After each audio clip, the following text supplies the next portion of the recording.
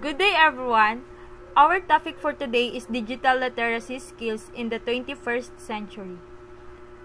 As we all know, the world is changing rapidly due to advances in technology. And it is crucial for students and educators alike to develop digital literacy skills to stay competitive. So, in our presentation, we will explore the various aspects of digital literacy and the skills necessary to succeed in this digital age. Learning objectives. At the end of this lesson, we aim to achieve the 2K objectives. The first one is to identify and describe the elements of digital literacies which are essentials in today's education and work environments. The second one is to conduct a self-evaluation to assess our level of digital literacy skills and identify areas for improvement.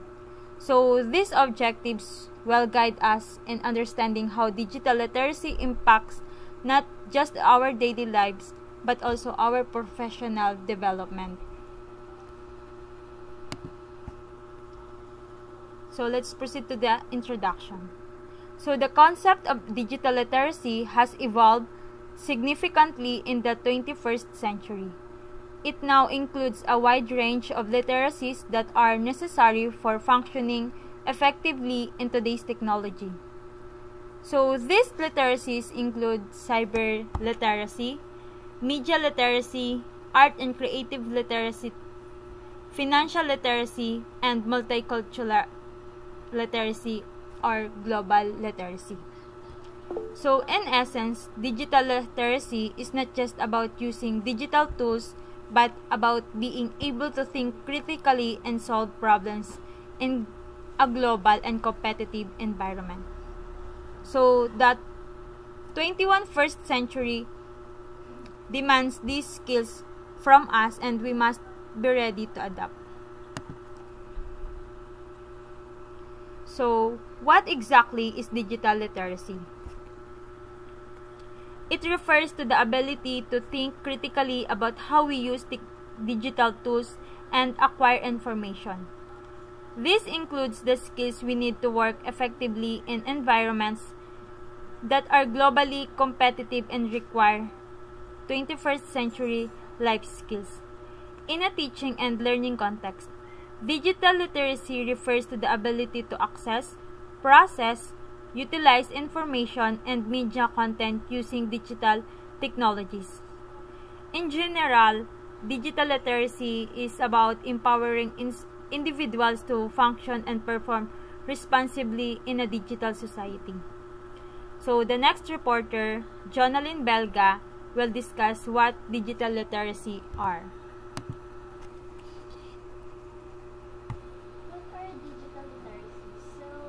What are digital literacy? So, digital literacies are individuals' capabilities to be able to effectively and responsibly function and perform a job.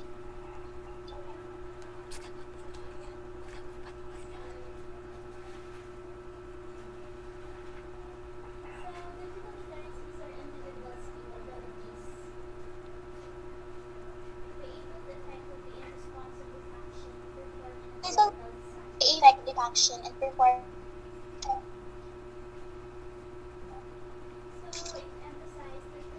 So it emphasizes that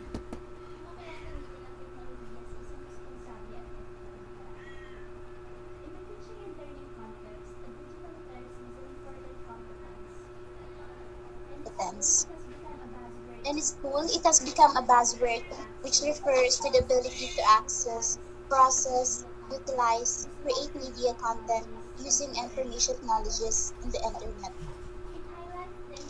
It highlights the importance of digital literacy in education. Sinasabi din po dito na ang digital literacy ay mahalaga para sa mga mag-aaral upang matuto at magtagumpay in the 21st century. Next po.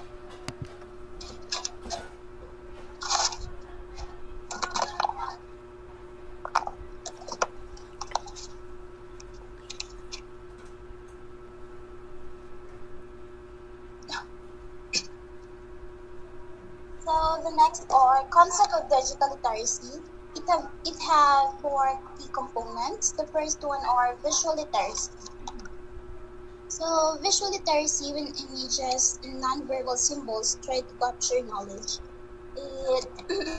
it's about how we read and understand the information presented visually. The second one are technology literacy, requiring one to be able to use technology in addressing a need. So it's about being comfortable and competent with various technologies. The third one are information literacy, which refers to the finding, evaluating, using, and sharing of information. Ito po ay tungkol sa kakayahang mahusay na magsaliksik, mag-analyze, and also communicate information. The last one are computer literacy, which in the 1980s started to become a household item manipulated to achieve one's target. Ito pa ay tungkol sa pagiging bihasa natin sa paggamit ng mga computer para sa iba't ibang gawain. So, next po.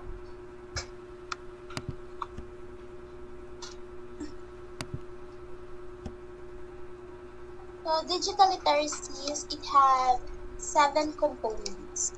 The first one are identify management. It is being able to understand how to ensure safety and security in managing online identity and foster a positive digital reputation. So this refers to the ability to critically analyze and evaluate information and or content presented in various media formats, and to create effective communications using this media. Ito pa ay tungkol sa pagiging isang mapanuri na mamimili at tagagawa ng media. So the second one are learning skills. Ways of knowing how to study and learn in technology enriched environment. This is knowing how to utilize technology in addressing the need to learn efficiently. So learning literacy. This component emphasizes the ability to effectively locate information from the web, interpret it critically, and evaluate its validity before sharing it. So the third one are digital scholarship.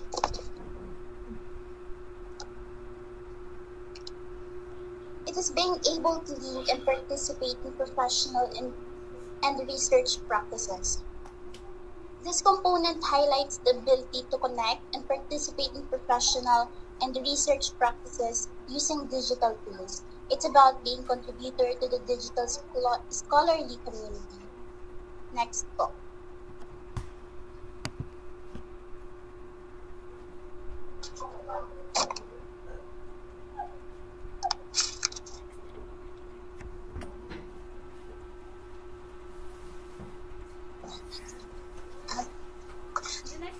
The next reporter for Maria Teresa Orex po.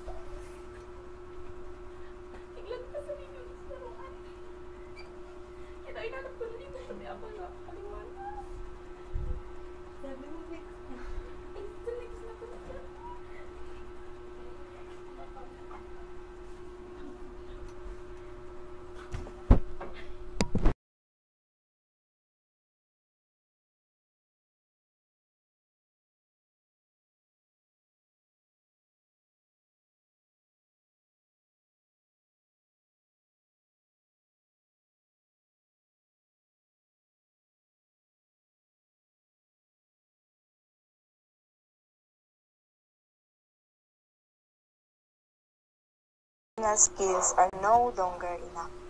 To succeed, individuals need to develop a new set of 21st century competences, often referred to as the 4 Cs, or the 4 Cs of 21st century skills.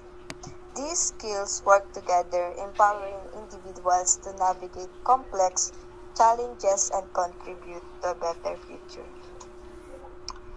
The first one is critical thinking.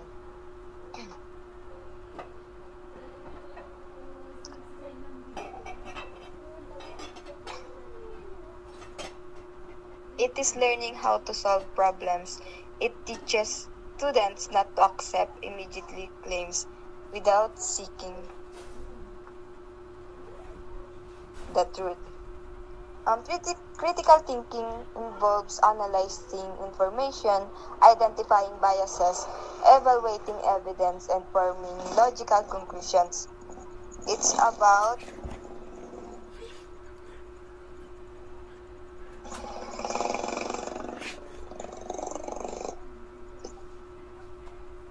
about questioning assumption and considering multiple perspectives before making decisions. It is important because critical thinking helps us as a students navigate the vast landscape of data and make informed decisions. It empowers us to evaluate information sources, identify misinformation, and form our own opinions. This skill is crucial for becoming discerning consumers of information, recognizing fake news, and forming well-informed opinions. For example, imagine a student or me, nagbasa ako ng news article about a controversial topic. Kailangan natin na critically analyze yung article na yon, considering the author's bias, evaluating the evidence presented, and looking for alternative perspectives. The second one is creativity.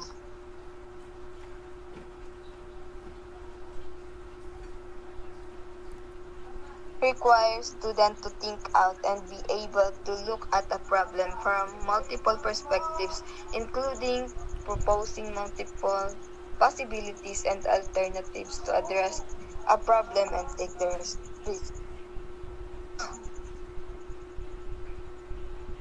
Creativity involves thinking outside the box, coming up with innovative solutions, and expressing oneself in unique ways. It's about embracing experimentation, taking risks, and exploring new ideas.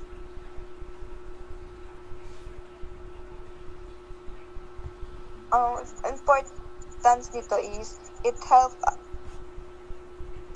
students think differently, find new approaches to challenges, and make a positive impact on the world.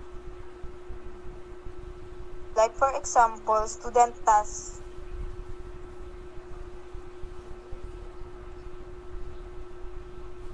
Their creativity to develop a unique solar panel system that integrates seamlessly with existing infrastructure. They might also use their creativity to present their solution in a compelling way, using visual aids and storytelling to engage their audience. The third one is communication.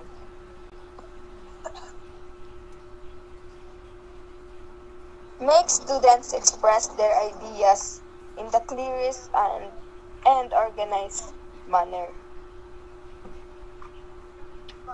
Communication is the ability to express ideas clearly and effectively, both verbally and in writing. It involves listening attentively, understanding different perspectives, and conveying information in a way that is easily understood. Like during discussion, instructors are discussing in front, and we, the student, attentively participating in her or his class to listen and participate.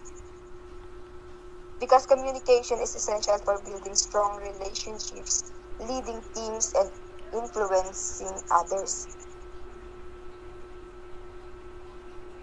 Napaka-importante nito sa atin bilang estudyante to articulate our thoughts, ideas, and solutions effectively. The last one is collaboration.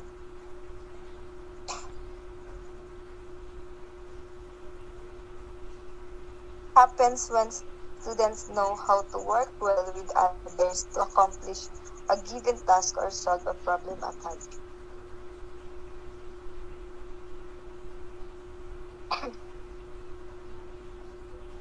Collaboration involves working effectively with others to achieve common goals. Rene requires ito yung teamwork, communication, and respect for different perspectives. Collaboration is increasingly important in today's interconnected world. It allows us students to learn from each other, pool resources, and solve complex problems together. Like, for example,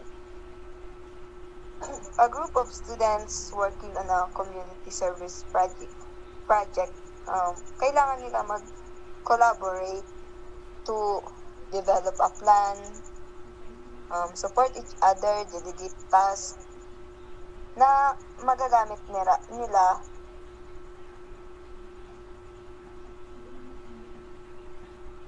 to the use of online tools to share ideas.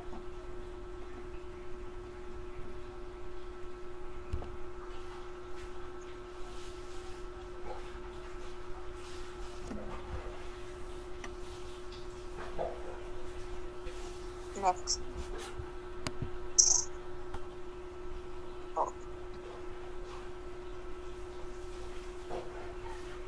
I think people recognize as crucial 20% skills. These encompass ethical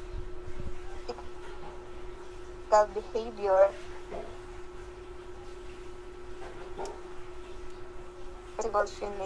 active participation in society, the well-being. Examples of these skills: integrity, leadership, is to one's community.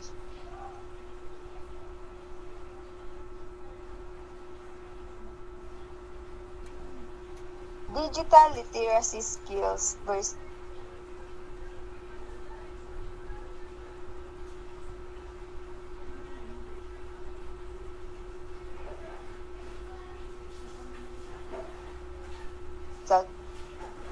teachers who will be handling students considered as tech-savvy should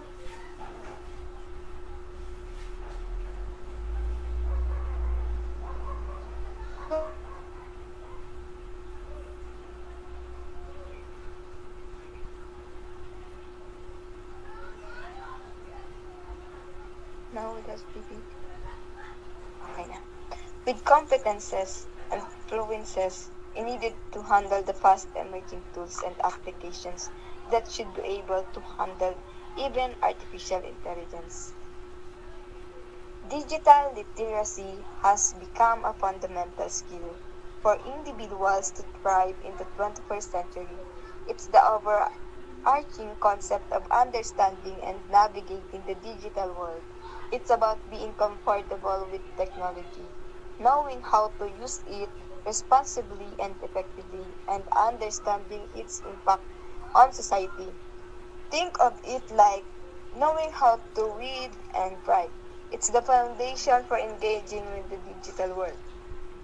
While the digital literacy skills are the specific abilities and knowledge needed to use digital tools and technologies effectively.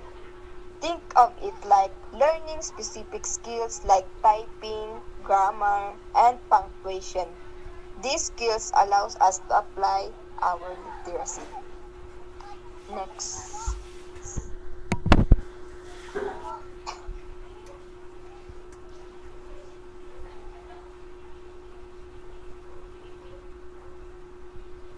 The 8 digital literacy skills. The first one is coding, a universal language, basic understanding of HTML, CSS, and the like will create a shared understanding of what can be done with the web pages. Basic understanding of programming languages like this HTML and CSS help us understand how websites function and potentially create our own. The second one is collaboration. The use of Google Docs, among others, allows students to begin experimenting with effective online collaboration. Using online tools like Google Docs for shared work fosters teamwork and communication in a digital environment. Number 3 is cloud software. Essential part of document management. The cloud is used to restore everything from photos to research projects to term papers and even music. Understanding how cloud storage like Google Drive, Dropbox works is essential for managing files, backing up data, and accessing information from anywhere. Number 4 is word processing software. Google, Microsoft, online Dropbox are available for storage and management solutions. Familiarity with online word processors like Google Docs, Microsoft Word Online is crucial for creating and editing documents. Number 5 is screencasting. Wala.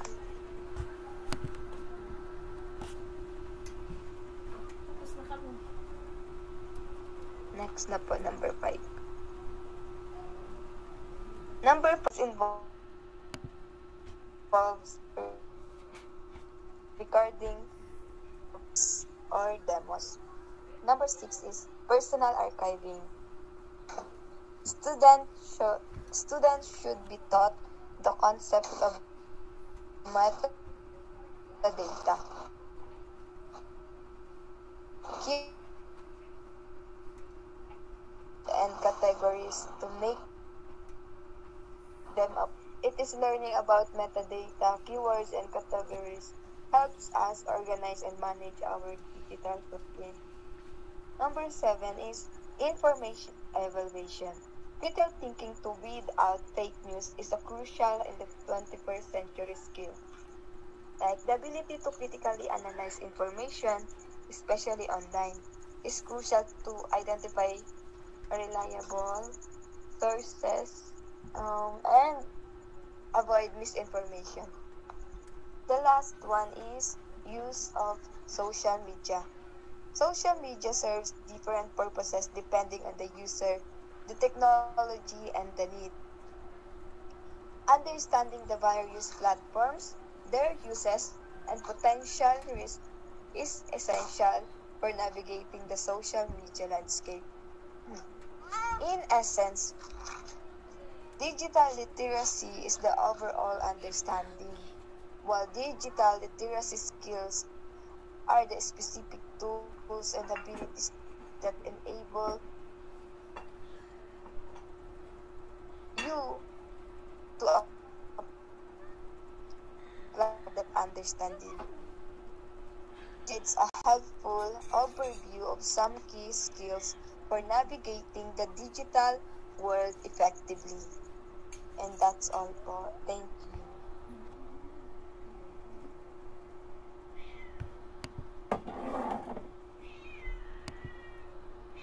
So that's all po of our presentation. Thank you for listening.